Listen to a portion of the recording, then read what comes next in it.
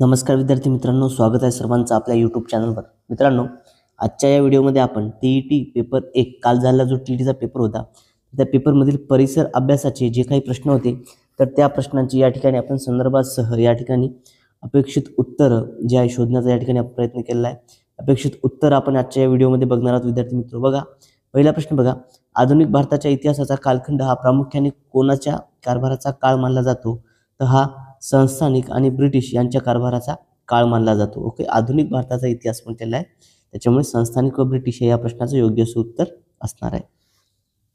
यानंतर महाराष्ट्र राज्य पाठ्यपुस्तक निर्मिती व अभ्यासक्रम संशोधन मंडळ यांनी ही संस्था जी आहे विद्यार्थ्यांसाठी कोणते मासिक प्रकाशित करते?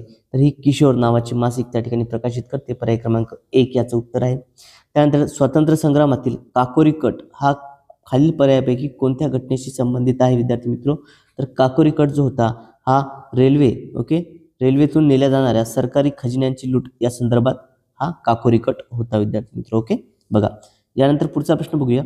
पुढील प्रश्न बघा, संयुक्त महाराष्ट्र आंदोलनात मावळा या टोपण नावाने वर्तमानपत्रात व्यंगचित्र कोणी काढली? तर विद्यार्थी मित्र, या ठिकाणी या प्रश्नाचा जो आपल्याला संदर्भ आहे हा मिळालेला नाही आहे। ओके, त्यामुळे या ठिकाणी आपण एक अंदाजाचं उत्तर बाळासाहेब ठाकरे हे या ठिकाणी पकडूया, कारण की बाळासाहेब ठाकरे हे एक प्रसिद्ध व्यंगचित्रकार देखील होते, हे देखील आपल्याला माहिती आहे। तर त्या अनुषंगाने हे असू शकतं।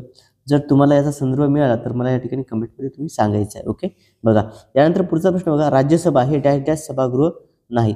आता राज्यसभा हे कुठचे सभागृह नाही? राज्यसभा विद्यार्थी मित्रो हे काय आहे? वरिष्ठ सभागृह आहे, द्वितीय सभागृह आहे आणि कायमस्वरूपी आहे। तर हे कनिष्ठ नाही आहे। कनिष्ठ कोणते आहे? तर कनिष्ठ आहे लोकसभा। ओके, कनिष्ठ सभागृह कोणतं आहे? लोकसभा, त्याच्यामुळे कनिष्ठ या प्रश्नाचं योग्य उत्तर आहे। खालील पर्यायापैकी राष्ट्रपती कोणाची नेमणूक करत नाहीत? आपल्याला नाही म्हटलेलं आहे।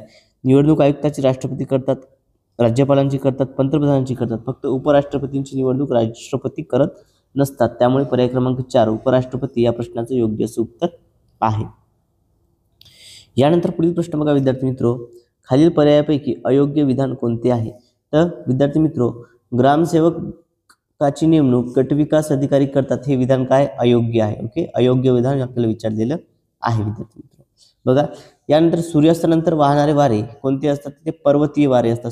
सूर्यास्तानंतर वाहणारे वारे कोणते? पर्वतीय वारे। कोणत्या हवामानात बाष्पीभवनाची क्रिया मंदावते?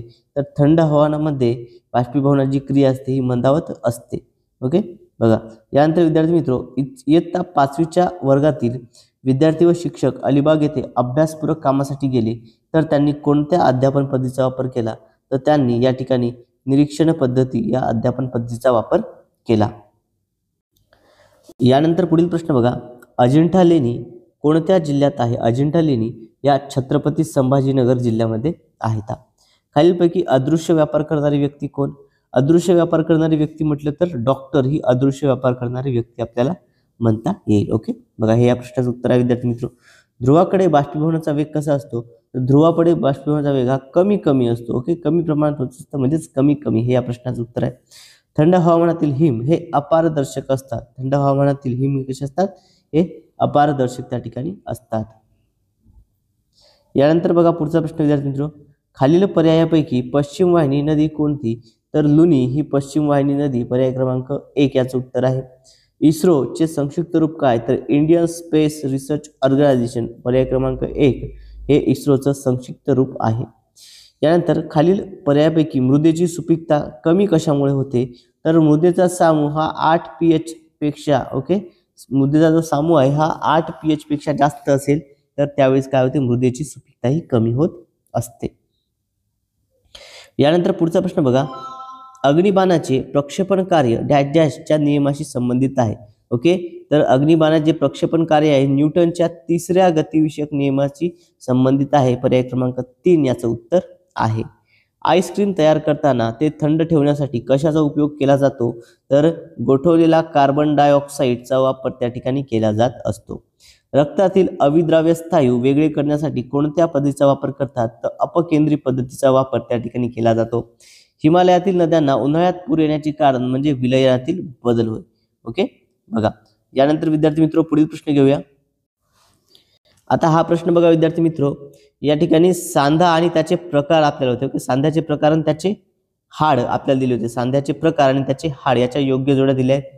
ओके, तर बघा तुम्ही या ठिकाणी पर्याय क्रमांक डी 4 जर निवडला असेल तर ते अगदी बरोबर आहे विद्यार्थी मित्र. ओके, हा जर निवडला असेल तर तुम्ही काय, हा अगदी बरोबर आहे. कारण बघा या ठिकाणी काय, सांध्याचे प्रकार आणि हाड म्हटलेलं आहे. ओके, मग उखळीचा सांधा कुठे असतो, आपल्या खांद्यामध्ये असतो. ओके, उखळीचा सांधा आहे आपल्या खांद्यामध्ये असतो. त्यानंतर जो आहे बिजागिरीचा सांधा हा कुठे असतो, कोपराला. सरकता खांदा आपल्या मनगटामध्ये असतो आणि अचल सांधा म्हणजे आपल्या कवटीच्या हाडेमध्ये असतो. ओके, हे अगदी बरोबर आहे.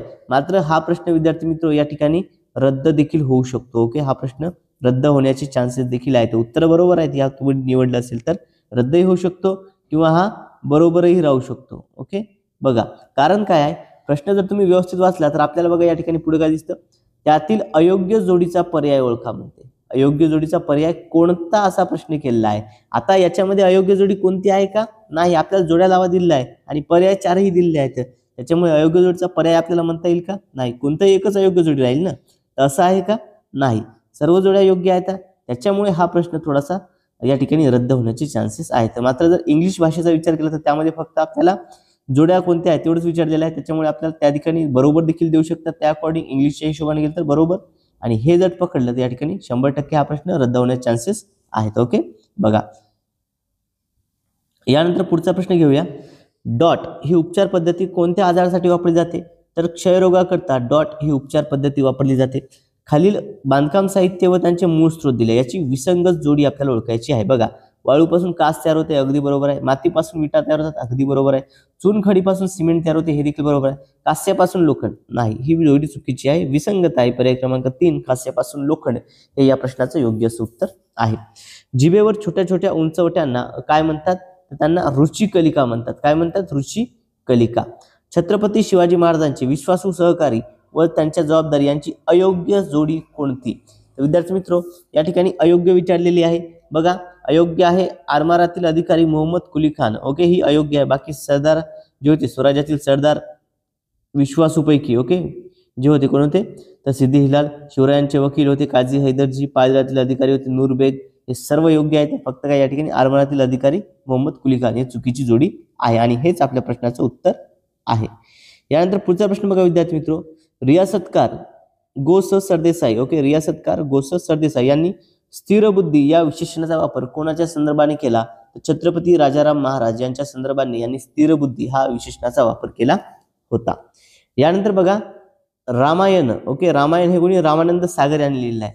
तर भारत एक खोज. बघा, भारत एक खोज हे पुस्तक कोणाचं आहे, तर हे ऍक्च्युअल मध्ये पंडित जवाहरलालजी नेहरू यांचं आहे. ओके, मात्र त्यांचंच कन्व्हर्सेशन करून एक बंगाली कवी आहे श्याम बेनेगल यांनी काय भारत एक खोज हे लिहिलेलं आहे. ओके, श्याम बेनेगल या प्रश्नाचं उत्तर आहे पर्याय क्रमांक 1. यानंतर पुढचा प्रश्न बघा विद्यार्थी मित्रो काय आहे. पुढील प्रश्न आपल्या स्क्रीनवरती आहे. बघा,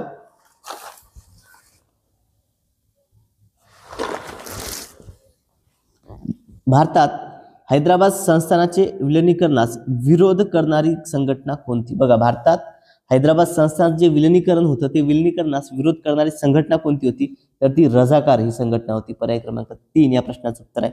आणि 1991च्या वर्षातील राष्ट्रीय आंतरराष्ट्रीय पातळीवरील महत्त्वाच्या घडामोडी कोणत्या. तर बघा 1991 मध्ये काय आर्थिक उदारीकरणास सुरुवात झाली आणि सोव्हिएत युनियनचे विघटन झाले आणि जगातील शीतयुद्धास सुरुवात. हे काय 1991च्या पूर्वी झालं होतं. ओके, पूर्वी, आणि आपल्याला त्या वर्षातील विचारलेलं आहे. त्याच्यामुळे हे या ठिकाणी नाही. त्याच्यामुळे पर्याय क्रमांक अ आणि ब हे या प्रश्नाचं योग्य असं उत्तर आहे.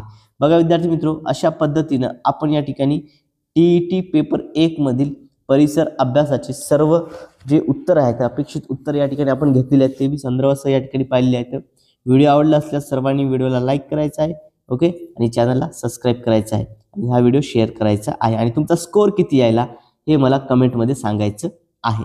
आजच्या या व्हिडिओमध्ये एवढंच. भेटूयात पुढच्या व्हिडिओमध्ये. धन्यवाद.